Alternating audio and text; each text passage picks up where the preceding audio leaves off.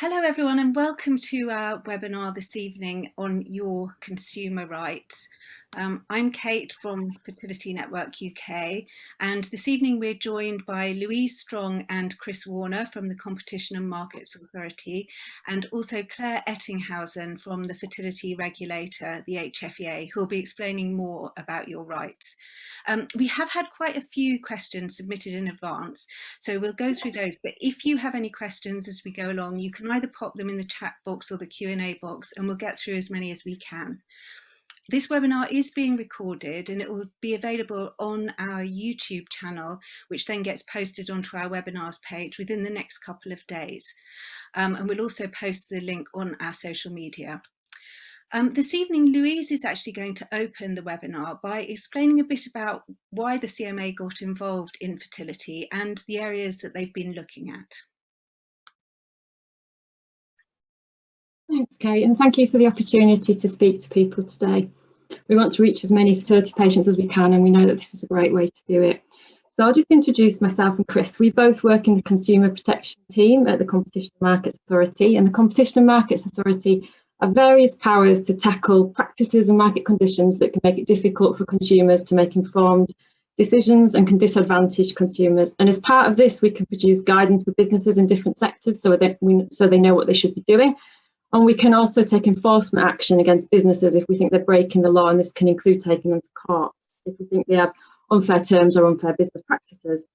We're not the sector regulator, that's the role of the HFEA, and we don't have powers to introduce new regulations or standards in the sector. Our work is about ensuring that clinics in the sector and other businesses in the sector understand their existing consumer law obligations. So why did the CMA start working in this sector to begin with? Well, we look across all sectors of the economy to see if there might be problems that consumers are facing in those particular markets. And in the fertility sector, we first became aware of potential problems from media coverage and from work by the HFEA, for example, on Addons. And we thought it would be useful for us to look into these further. So we ran a series of stakeholder events, including with patient groups such as Fertility Network. We commissioned research with patients, and we also reviewed clinics' websites. Patients buying fertility treatment have consumer rights and protections, just as people do when buying anything from a business. But we found that clinics and patients didn't usually know that they had these rights and protections. And we think greater compliance with consumer law can help address some of the problems that we identified in the sector. For example, patients not being able to effectively compare clinics on prices because of the way that some present misleadingly low headline prices that don't include all aspects of treatment, or the way that some patients face additional costs that they don't expect as they go through treatment, or the way that some clinics are providing partial or misleading success rate information. So in June, we published guidance for clinics, and alongside this, we also published a guide for patients and a video for patients to explain what their rights are to help empower patients. And we'd encourage any patient or any person considering fertility treatment to have a look at the guide and the video before they make decisions. 5 months on from now, we'll be coming back and we'll be reviewing compliance across the sector.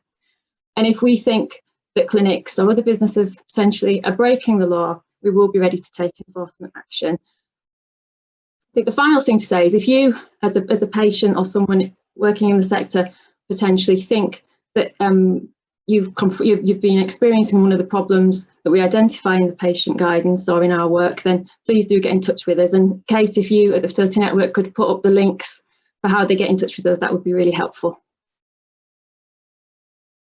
Thanks, Louise. I think, Claire, now it would be useful if you could just explain maybe a little bit about how the HFEA got involved in this.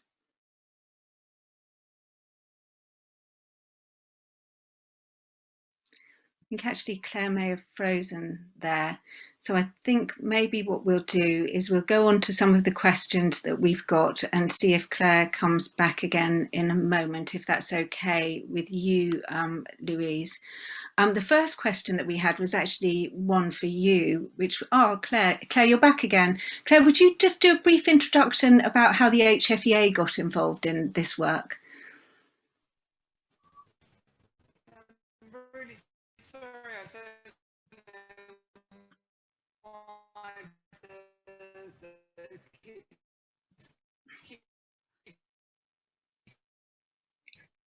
Claire, we can't really hear you at the moment. It may be worth trying to go out and come back in again, and we'll let Louise answer the first question and then perhaps come back to you, or see if they'd maybe try if your internet's a bit better in a moment, because we can't hear what you're saying at the moment. But Louise, I'll just put the first question to you, which is about the cost of treatment. And my first question was someone who said that their treatment cost nearly twice as much as the price they'd first seen when they looked on the clinic website. And is there anything that they can do? And why are clinics allowed to do that? Hi, Kate. We know from our research with patients that cost is a really important factor for most patients when they're choosing clinics, understandably. I'm getting a bit of echo. I hope that other people aren't getting that. Are you, Kate? You're fine. That's okay. I mean, to directly answer the question, clinics should not be advertising misleadingly low headline prices. They should be making clear what is included in the advertised price and anything that isn't included, and set out the costs for the things that aren't included. Where prices vary between patients, most notably for medication, they should be providing a reliable cost range or indication of what that will cost as well in their advertising material. As well as in the advertising material, before patients agree to treatment, clinics should be providing them with written information about their particular treatment choices and the price that they will pay for them, including the cost of medication. The clinic should also be setting out any reasonably foreseeable circumstances in which they think those costs may change, because ultimately patients shouldn't be facing unexpected costs as they go through treatment. We think this is an important issue, and we set all this out in our guidance for clinics. And when we come to do our compliance review 5 months from now, this will be one of the areas that we will be focusing on to see if we have seen improvements in this area, because we do think there are some issues with some clinics in this particular space. Thanks, that's really helpful advice. Claire, we'll try and come to you now, see if it works. I wondered if you wanted to just explain your involvement at the HFEA. Should we try that again? I think Claire's completely frozen, unfortunately. Louise, the next question that I had for you that we've been sent in. Oh, it's Claire. That, so I do apologise to everyone. What I was trying to say is that we've lost Claire again. I'm afraid, Claire, we've lost you again there. I think maybe we need to go on to a next question to Louise and see if your internet gets a bit better. Louise, the next question we had for you was from someone who said that they had real problems getting responses when they call their clinic. They did complain about it, but the clinic didn't seem to take it very seriously. And is there any information in your guidance about how to make a complaint about a clinic? Yes, there is. In the last section of the guide for patients, and actually the guidance for clinics as well, does cover complaints. We would expect the clinic's complaint policy to be set out in writing for patients, and if they're not getting that, they're entitled to ask for it, so we encourage anyone to do so. Some clinics sign up to ISCAS, which is the Independent Sector Complaints Adjudication Service, and this covers private health sector in general, not just fertility clinics. So if patients don't feel like they're getting anywhere with the internal complaints process that the clinic has, they may be able to escalate it through this process. So if this particular person does feel like they've exhausted the clinic's internal process, it is worth looking to see whether the clinic is a member of ISCAS. It's a shame all clinics aren't a member of ISCAS, to be honest. And Louise, how would they find that out? How would they know if if their clinic was a member of that? Would it say somewhere, or? I don't know the answer to that. We can find that out, and then you can add it to this link for you. Brilliant, that would be really, really useful. I'm not sure how, sometimes it's quite hard to find things like that out as a patient, isn't it? We've got a link to the organisation in the patient guide, an interactive link, but if that link doesn't give you the information we need, we'll find it and send it on to you, Kate. Brilliant. Okay. The next question that we had from you was someone who runs a fertility group, and says that quite a lot of the people in the group are seeing complementary therapists and coaches, and there are quite a lot of claims about how they can improve chances of success. And they wanted to know whether this regulation, I know you did it originally for clinics, but does it also apply to other kind of people in the fertility industry as well? Consumer law applies to any trader, so any business operating in this space. Our guidance has been focused on the journey that patients have with a fertility clinic, but we do make clear in the guidance that all businesses in the sector should be making sure they comply, and we provide some examples actually of commercial practices that we think might be relevant to other businesses, such as the one that you've identified. So in the same way that clinics shouldn't be putting forward misleading or untruthful information on success rates, the same applies to other alternative health and complementary health people operating in the sector, and other businesses such as sperm banks and egg banks and people like that as well. Brilliant, thank you. Claire, I think maybe you're back with us properly now, at least we'll keep fingers crossed. Did you want to explain a bit about what the HFEA's role is in all of this? I'm really sorry, let's hope it lasts this time. So what I was trying to say is that we were set up 30 years ago at a time when medical treatment, in particular in the fertility sector, looked very different. And as everyone knows,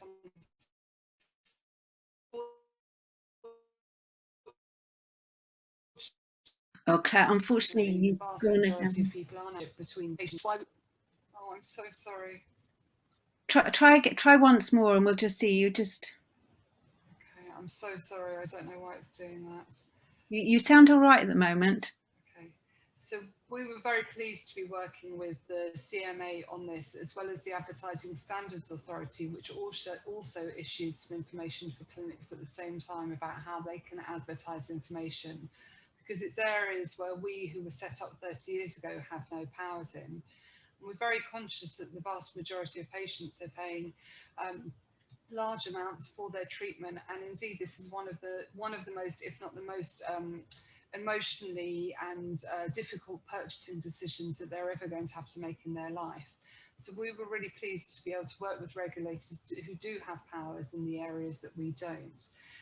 One of the main roles of the HFEA is not only to inspect all UK fertility clinics, which we do every 2 years by law, but also to provide information for the public. And on the information on our website, patients or prospective patients can look at factual information about every UK licensed fertility clinic, and they can compare clinics not only by success rates but about other factors as well. So we really felt that both the CMA and the ASA's work was really important in strengthening the role of the patient in this for some of the most difficult buying decisions anyone's ever going to have to make. Actually, the first question I had for you, Claire, was from someone who wanted to ask about success rates and how do they know whether the clinic success rates on their websites are accurate or not? Is there any way of knowing whether they're actually accurate?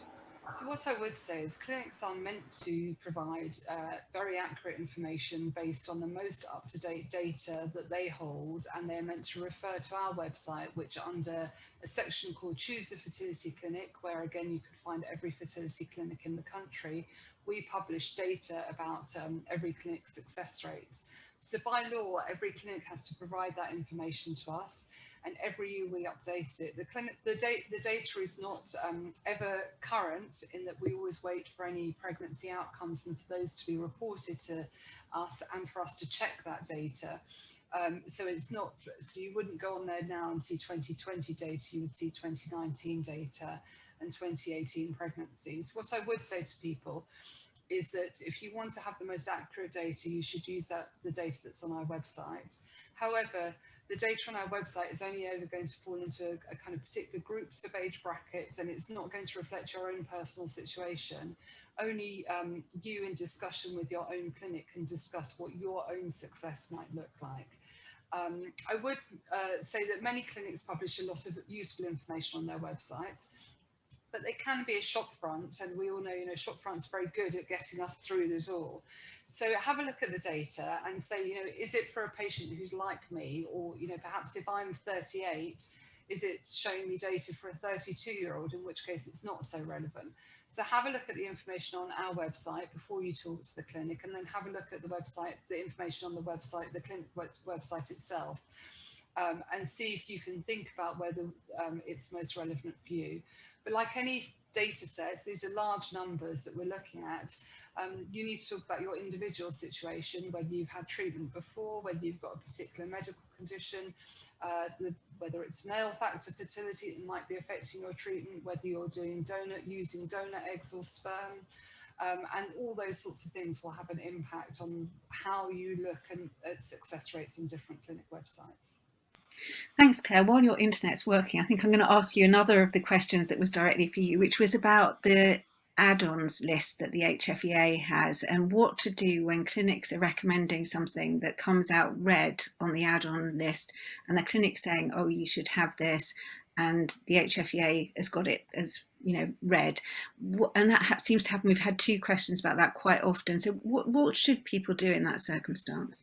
I think I would do two or three things. So by their very nature, because they're traffic lights, they provide kind of headline information for people, and the headline data that our scientific committee use to look at these traffic lights is will any of the add-ons increase your chances of having a live birth?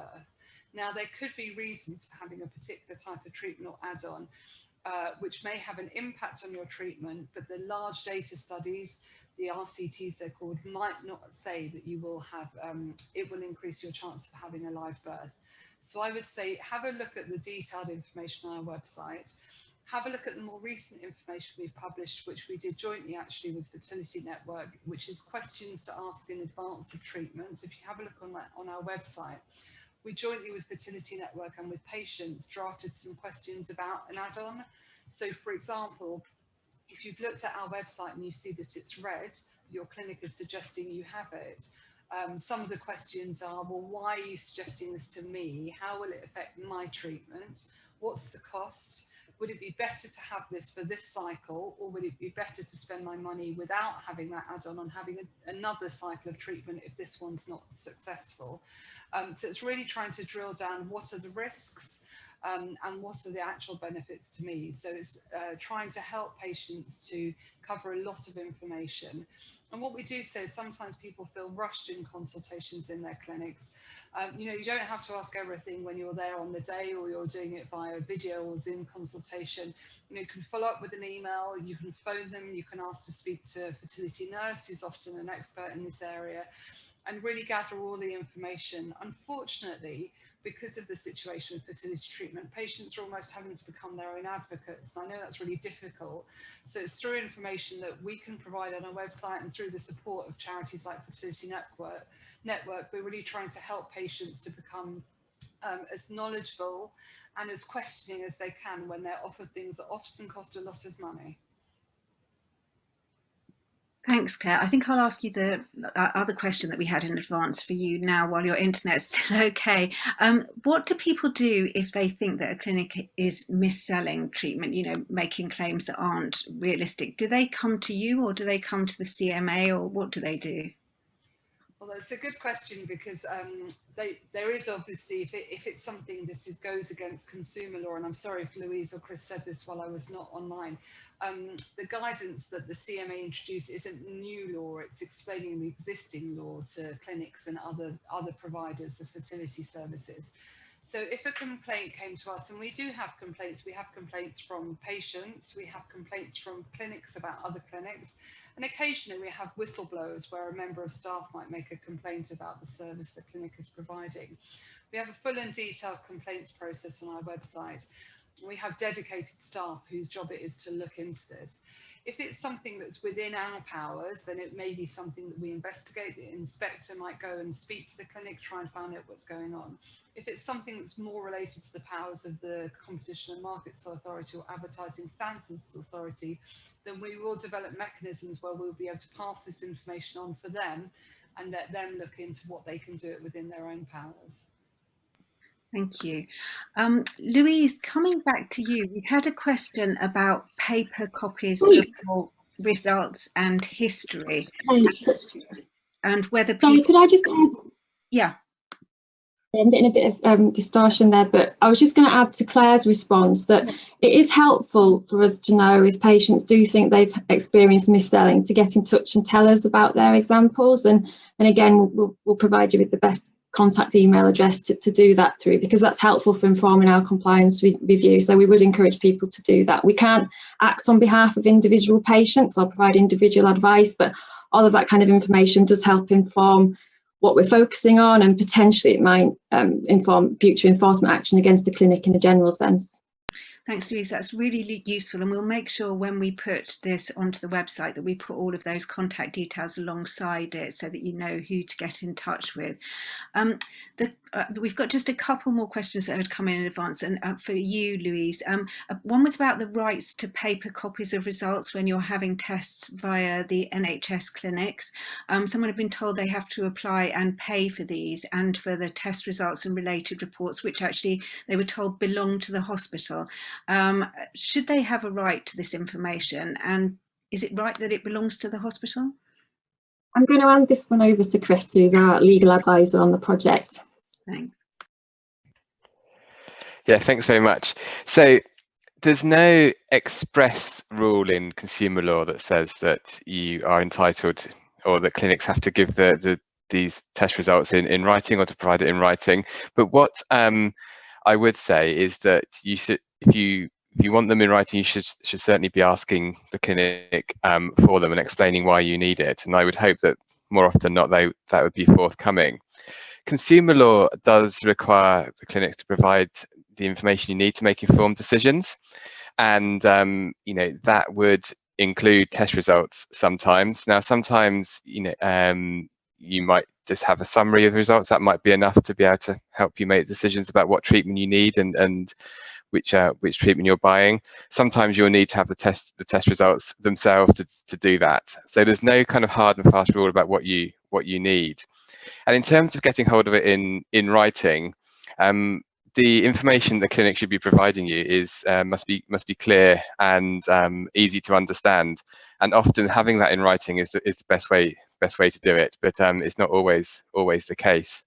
But what I would say as well is that under data protection rules, you can get access to your medical records as well. And there's information on the Information Commissioner's website, which explains more about how you do that and how you can access the information.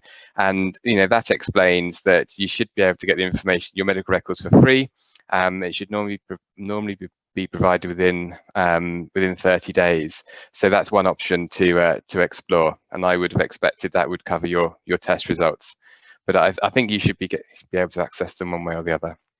Thanks, Chris. That's really helpful. The final question that we had in advance is kind of related to that. So I don't know whether, again, this might be one for you, which was about your consumer rights regarding access to raw data from PGS testing of embryos. This person said that the clinic had sent a summary report, but they actually wanted to see the raw DNA sequencing data rather than just the key findings. And would they have a right to access that full data? And is the testing laboratory obliged to release it?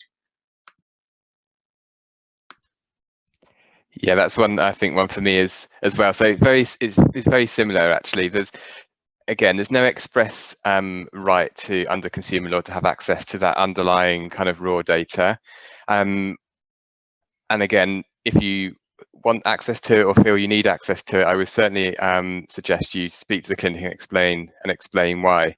It might be in some situations the clinic has promised to provide you this in the terms of the contract you have with them. So it's worth checking that, because if they have, they should be providing it. You've got a legal right to it. And sometimes they might have promised to provide all this raw data in advance as you're kind of agreeing the treatment and so on with them. And again, if they promise something to you, they should be delivering that. But more generally, if often won't be the case, they won't have talked about this in advance, so it won't be in the contract, then more generally, consumer law just requires the clinics to provide you with the information you need to make informed decisions. And as with the written test results we talked about a minute ago, sometimes they'll be meeting their obligations by providing the summary. Sometimes they won't. The facts of the case will mean that you need to have the underlying test results as well. There's no hard and fast rule, but what I would really encourage you to be doing is speaking to the clinic and asking them to provide the information that you feel you need and explain why. And I would hope that dialogue would help bring the information to you in the form that you need it.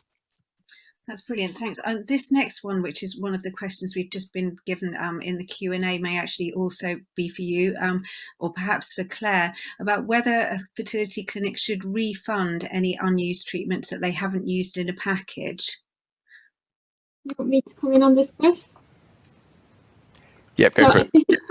This is quite a broad question, so it's not clear from the question whether it's relating to a single cycle of treatment or a multi-cycle treatment. But I'll make a few points in relation to it. The first is that clinics should be making clear what their refund policies are up front. For some patients, these will be more important than others, and it might be material information to them as they're deciding where to have treatment. For example, if the patient's perhaps got low chances of success or have had previous cycles where they haven't had a fertilisation and things like that, it will be more important to them if the clinic offers a refund if they don't make it all the way to embryo transfer. In our view, if we're talking about a single cycle of treatment here, if a patient doesn't make it to egg collection, they should be due a refund for some of that package of treatment, given the level of cost savings that the clinic will have incurred for stopping at that point.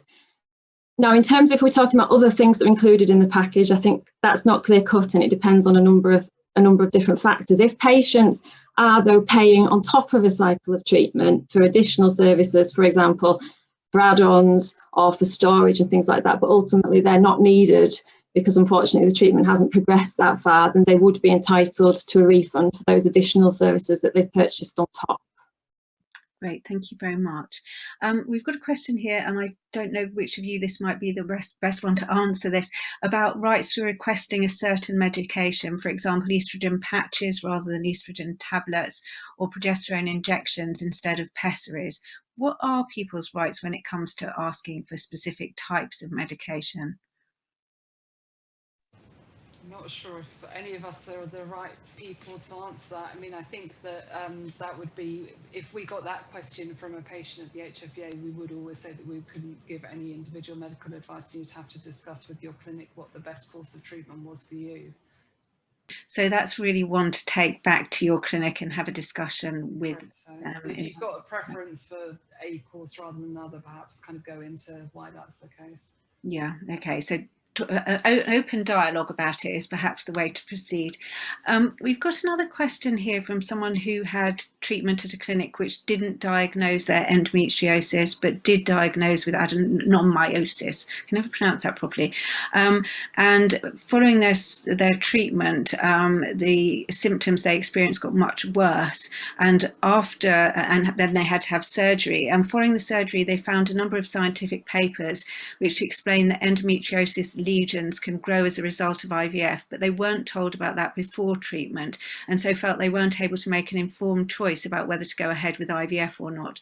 So did the clinic they're asking break the rules by not telling them that one of the risks of IVF is growth of lesions? And yes, they thank you in advance for your answer to that. And I think this might be a question for both of us. I mean, from our point of view, our code of practice, which is our rule book for clinics, has a whole section on information to be provided before treatment, and that includes providing information about the risks to the patient of any treatment. So I think if the patient felt that there was a clear risk of this particular course of action, that would be something that I would suggest they put in writing as a more detail in a complaint to us. That would be something that without knowing the detail, obviously can't commit to an investigation, but if it was something to investigate, we would talk to the clinic about what information they provide to the patient and what the circumstances are. That would be different from any conversation about any sort of consumer rights that may or may not have been broken by not providing the right information, which is where Louise might come in.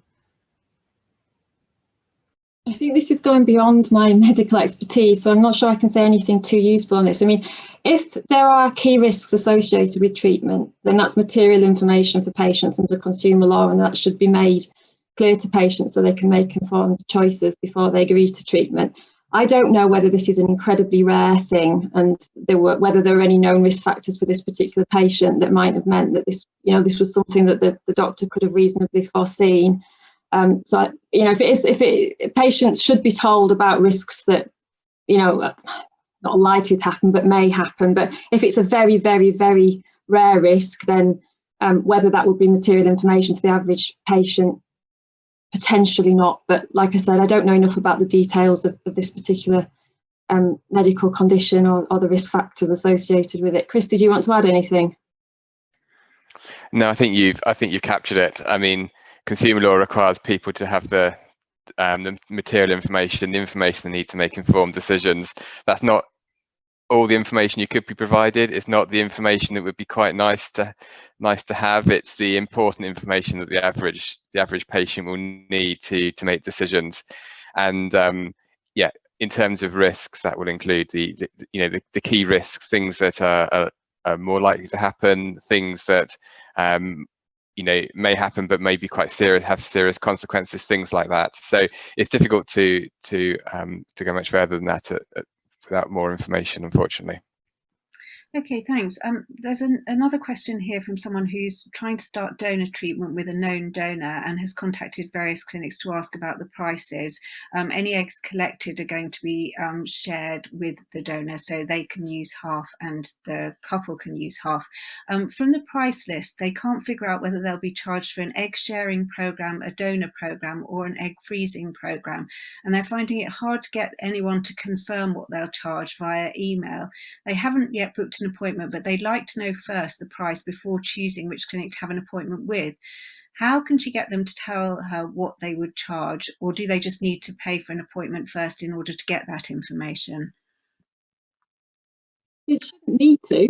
They should be able to get this information in advance. Going back to what we were just saying, this is material information to that patient, so the clinic should be providing it before they make the consultation. And I would encourage this particular patient to say, before they agree to or make an appointment for a consultation, they would like this information, because it will influence where they want to go for a consultation. People don't want to be spending a few £100s at various clinics in order to do the research to know what the costs are for treatment further down the line.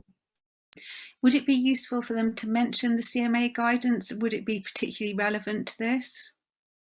I think it would be relevant to this, yes. I think that would be a good idea, to draw the clinic's attention to the information provision requirements of consumer law. Claire, would you have anything to add to that from an HFEA point of view at all? I mean, I think I would just echo what Louise has said. It is hard to compare prices looking on clinic websites. Unfortunately, that's not an area that we can force clinics to publish information in a certain way. And you do find that some clinics include, for example, an estimate of costs of medication or scans and blood tests, and others don't. So you do have to be a bit of a detective, which I know is a kind of normal. There isn't another area of medicine like this, and it makes me really angry. And we're trying to do everything we can to help patients on what is such a difficult process to navigate. But as Louise said, there's no reason why you shouldn't have that information up front. It sounds like it might be a fairly complex situation.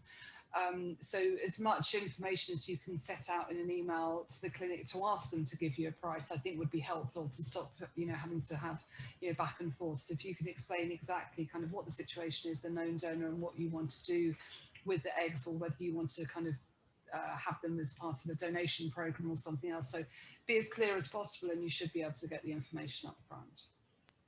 That's great, thanks Claire. Another question from the Q&A here from someone who has recently had a first round of IVF privately, which unfortunately was unsuccessful, with fertility problems on both sides. The consultant said afterwards that they should see a urologist to improve the husband's results, and then felt they could try naturally afterwards with more success than IVF. The clinic actually had all that information up front and could have said that before they'd actually tried and paid for the first round of IVF.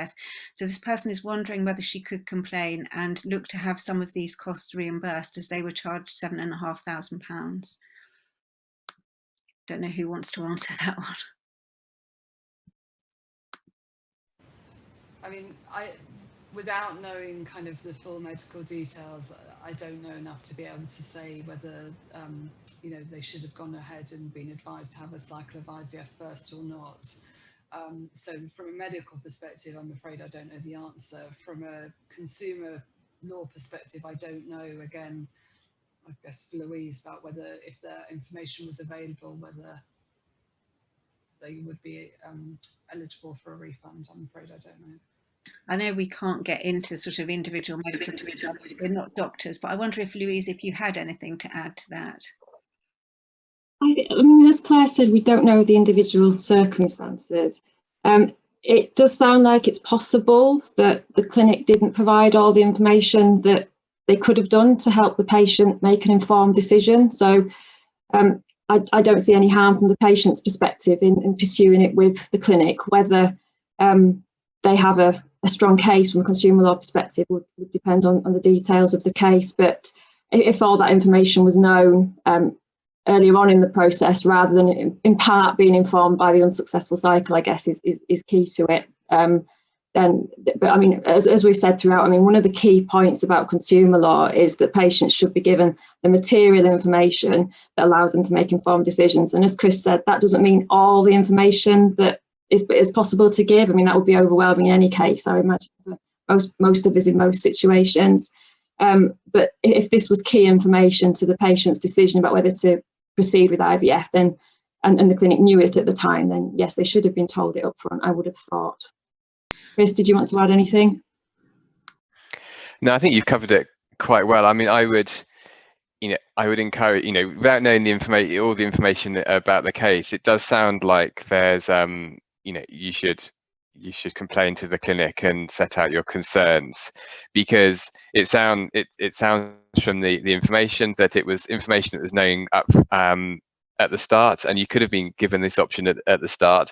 And it very much sounds like information that if you'd been given the choice, it's something you may well have taken instead of taking a course of IVF, and and it's very logical that you might want to try something which was cheaper and easier to go through. So it does sound like it's quite material information. It does sound like it was important, and it does feel like something that's worth exploring to see whether you've got any rights against the clinic under consumer law. So I think I wouldn't give up on it yet. I would explore a bit further. Thanks, Chris. That's really helpful. And we've got another question about results here. Someone asking whether it's correct that when you have blood tests done at a clinic, they just give you the results on paper, but you can't interpret them. So you pay for a blood test and then you have to pay again for an expensive consultation to receive the results in order to understand what they say. I wonder if anyone has an answer to that one at all.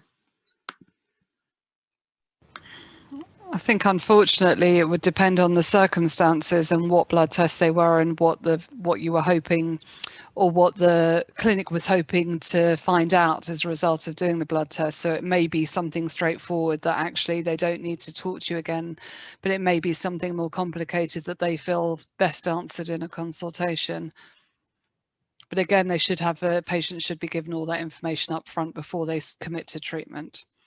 Thanks, Claire. Someone just asked if you could spread out a bit or get a bit closer, but I think actually it's coming and going. I think then you were fine. I think it was earlier on that you were a bit faint. I could hear you really well then. I think probably it's better now. One other question here from someone who said they had a transfer against the advice of the clinic. The clinic wanted to cancel, but they decided to go ahead and actually got pregnant from the transfer. Can she ask the clinic not to count her pregnancy as a success for them because they wanted to cancel it? Claire, that's definitely one for you. I'm afraid not. I mean, but according to the law, every cycle of fertility treatment has to be logged in our register. So the clinic would be breaking the law if they didn't report that to us. And I think the only scenario I can see where a clinic wouldn't report something is if someone started a cycle for any reason, didn't carry on with it, and in the meantime happened to be lucky enough to have a pregnancy naturally, then that wouldn't be reported to us. But I can't imagine that there wouldn't and there shouldn't be any scenario where a clinic has carried out treatment and it's not reported to us, because that would be against the law, and it's a criminal offence, I should say. Thanks. That's quite clear on that one. And actually, they wouldn't have any choice not to do that. It would have to be reported. We've actually answered all of your questions now. So I wanted to thank Claire and Louise and Chris for all joining us this evening. As I said at the start, you will be able to find the recording on the webinars page of our website within the next few days. Our next webinar later this month will be looking at the 2-week wait. So you might want to watch out for details of that on our social media channels and our website. In the meantime, I just wanted to say, don't forget that all our services are free. We've got groups across the UK and our support lines open every weekday. So do get in touch if you need any help or any support. And finally, thank you all so much for joining us this evening. It's been lovely to have you all with us and really interesting questions, lots to think about. So thank you all very much. Thanks, Chris, thanks, Louise, and thanks, Claire. Thank you. Thanks very much.